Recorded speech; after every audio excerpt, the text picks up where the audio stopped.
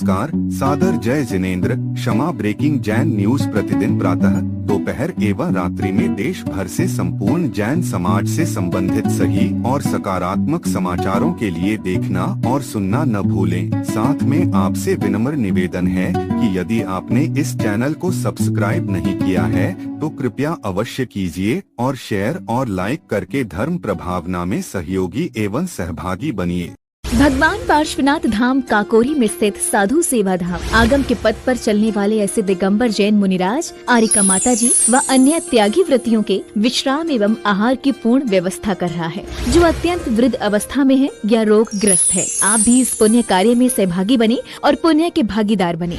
एक दिन के चौके की राशि मात्र 2100 रूपए। 10 साल की पात्रता, जिसमें आपके नाम से साल में 2 बार चौका लगेगा, जिसकी राशि मात्र 11,000 रूपए है। आजीवन साल में 2 बार आपके नाम से चौका लगेगा तथा आपका नाम शिलापट पर लिखा जाएगा। राशि मात्र 25,000 रूपए है। 1 माह की पूजन राशि मात्र 3100 रूपए। दान जमा करने हेतु खाता विवरण Bhagwan Parshvanath Dham trust, bank of Baroda, Chowk branch, Lucknow. खाता संख्या 06450100295154। IFSC code BARBO LUCKNO। संपर्क सूत्र 9452017984 7007783995। चुनाव आयोग को जन जन तक पहुंचाने वाले विश्व के सबसे लोकप्रिय शंका समाधान की प्रवर्तक प्रणेता पूज्यवर गुरुदेव के चरणों में नमोस्तु नमोस्तु नमोस्तु। हे गुरुवर, मेरा एक प्रश्न यह है कि वर्तमान समय में बदलते हुए परिदृश्यों में, जैसा कि ट्रस्ट की विभिन्न संपत्ति रहती हैं और उनके धन के उपयोग और ट्रस्टों से जुड़े प्रश्नों की पारदर्शिता, संपत्ति के स्वामित्व, उत्तराधिकार, प्रबंधन और अधिकारों को लेकर के वर्तमान समय में कुछ ट्रस्ट और संस्थाएं विवादों में आई हैं और इन विवादों के कारण ऐसी स्थिति निर्मित हुई है कि हम ट्रस्टों का विधि संगत रजिस्ट्रीकरण किस प्रकार से करें और संपत्ति से जुड़े जो भी दस्तावेज हैं और उनके अधिकारों का जो प्रबंधन है, उत्तराधिकार है, उनका रिकॉर्ड का संधारण किस प्रकार से करें ताकि आने वाले हमारी जो नव पीढ़ी है उन तक वह धरोहर सुरक्षित रूप से पहुंच जाए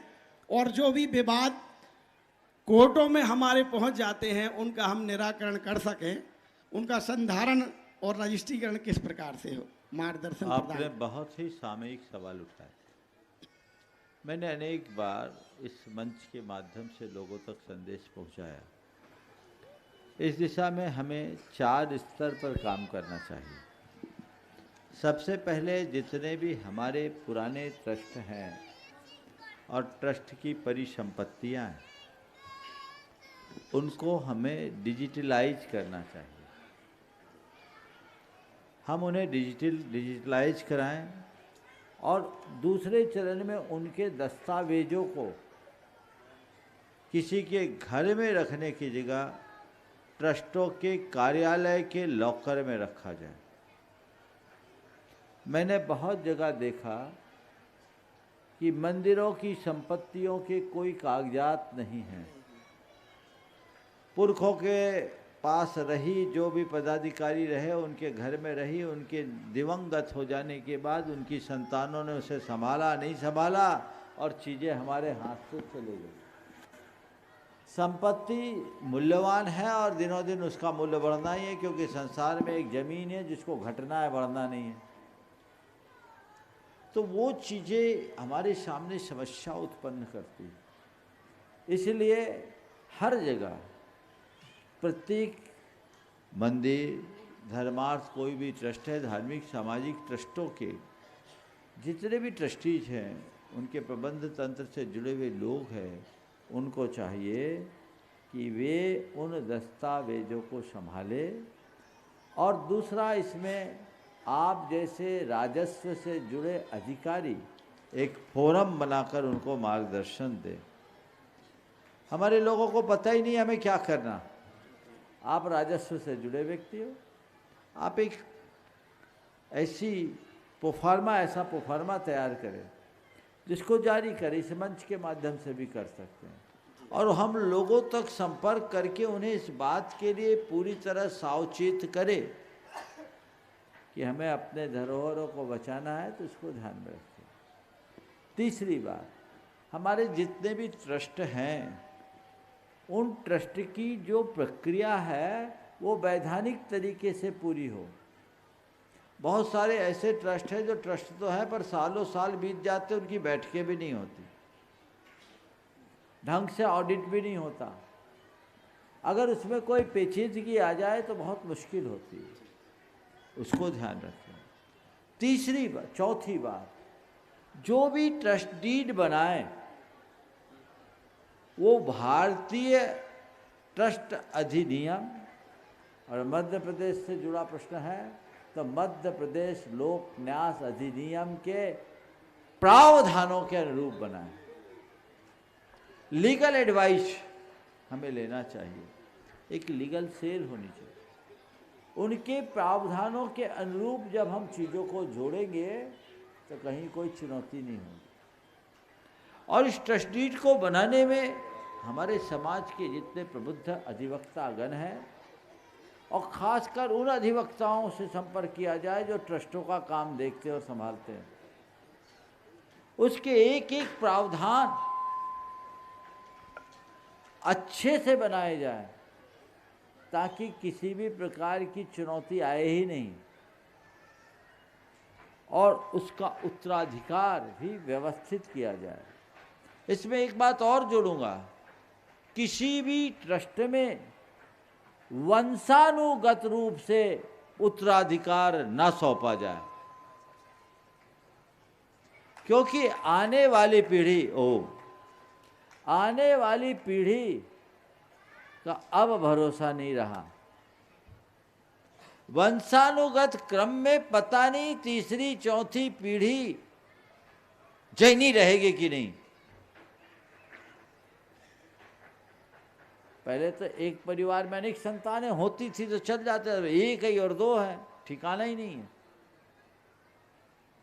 उन सब बातों को ध्यान में रखें, प्रावधान ऐसे बनाए ताकि पूना जैसे प्रकरण हमारे समाज में दूसरे ना हो, हमने संभाल कर रखे। इसके लिए हमें पूरी समाज को प्रशिक्षित और जागरूक बनाने की जरूरत है। जितने ट्रस्टों में वंशानुगत व्यवस्था है, मैं उन सबको कहना चाहता हूं कि अगर तुम चाहते हो कि तुम्हारे आने वाली पीढ़ियां नरक जाने से बचे, मेरे शब्दों को ध्यान से सुनना, अगर तुम चाहते हो कि हमारे आने वाली पीढ़ियां नरक जाने से बचे, तो आज ही अपने ट्रस्ट डीड में संशोधन की प्रक्रिया शुरू कर लो, क्योंकि तुम तो छोड़ के जाओगे, उनमें से कोई ऐसा भी अभागा कर्म फूटा नालायक निकल सकता है जो उसका बंटाधार कर दे,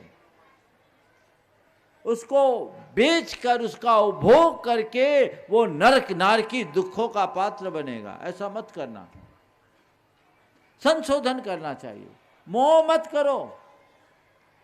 पीढ़ियां चढ़ती उतरती है, समाज हरी भरी रहती है। प्रावधान ऐसा रखो कि उसमें पॉलिटिक्स हावी ना हो, उद्देश्यों से विरुद्ध काम ना हो, ये प्रावधान सब दिए जा सकते हैं। संस्था सुरक्षित हो, उसके उद्देश्यों की पूर्ति हो, तो ये बहुत बड़ा काम हो सकता है। हमारा काम मार्गदर्शन देने का है, मानना न मानना आपके ऊपर है, लेकिन ये बात मैं सभी से कहता हूँ, गंभीरता से पहल करो। आने वाले दिनों में क्या होगा कह नहीं सकते। मैंने कई ट्रस्टों की प्रॉपर्टियों को ट्रस्टियों के द्वारा बेचते देखा है। ये तो भला हो पूना वासियों का कि पूरे देश भर में कैंपेन करके एक संकट से समाज को बचा लिया, लेकिन ऐसे कई प्रॉपर्टियां बिक गई, खा गए, कहाँ तक देखोगे। और आगे भी ऐसा हो सकता है। खुर्द बुर्द ना हो, ये व्यवस्थाएं अगर बना ली जाए तो मैं समझता हूँ बहुत अच्छा होगा। मोहित भाई, पहला काम जो तुम लोगों को बोला है, एक फोरम बनाओ, तुम जैसे जितने भी राजस्व से जुड़े अधिकारी हैं मिलकर एक ऐसा पोर्टल तैयार किया जाए। तो टेक्नोलॉजी का दौर है, एक पोर्टल डेवलप करें, उस पोर्टल पर सारे इन्फॉर्मेशंस डाले जाए, और अगर किसी को कोई ज़रूरत है तो उस पोर्टल के माध्यम से सारी सूचनाएं भी प्राप्त कर सकें। हेलो, आपके आशीर्वाद के माध्यम से निश्चित रूप से महाराज जी मध्य प्रदेश में हमारे जो भी अधिकारी हैं उनके माध्यम से हम बहुत जल्द ऐसा करके आपके समक्ष रखेंगे। और हम एक ऐसा भी महाराज जी करना चाहेंगे कि एक आदर्श डीड आपके समक्ष बना करके प्रस्तुत रख सकें, ताकि आने वाले यदि जो नई ट्रस्ट बने उसका वो लाभ प्राप्त कर सकें आपकी आशीर्वाद। बहुत सुंदर। हाँ। नमस्ते महाराज। क्षमा breaking Jain news YouTube channel पर विज्ञापन देकर धर्म प्रभावना में बने सहभागी। विज्ञापन देने हेतु संपर्क कीजिए मोबाइल नंबर 9026900740 एवं समाचार एवं वीडियो भेजने हेतु व्हाट्सएप नंबर 9335236222। क्षमा breaking Jain news YouTube channel देखने के लिए आपको बहुत बहुत धन्यवाद। सादर प्रणाम, सादर जय जिनेंद्र।